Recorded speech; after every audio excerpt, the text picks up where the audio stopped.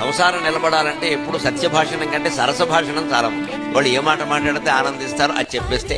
ఒక ఏడాది తర్వాత మనం పెద్ద సోఫా కొనుక్కుందామే అంటుంది భార్య. తప్పకుండాను అండమే. అయిపోయే ఏడాది తర్వాత మనం చూసుకుందాం రాజెవరో మంత్రి ఎవరో. ఈ గొడవెట్టుకుని చికాకున్న పెద్ద మనిషి ఏమంటాడా, ఇప్పుడు నీకు అదొకటే తక్కువైంది అక్కడ. ఈ ఏడాది నరకం కదా, ఎందుకు వచ్చిన మాట వదిలేరాదా? తప్పకుండా 1-200 అయిపోయి. నువ్వు అబద్ధం ఆడామని నేను ఎవరు అరెస్ట్ చేసి లోపల పట్టరు. శాస్త్రం కూడా తప్పని చెప్పలా.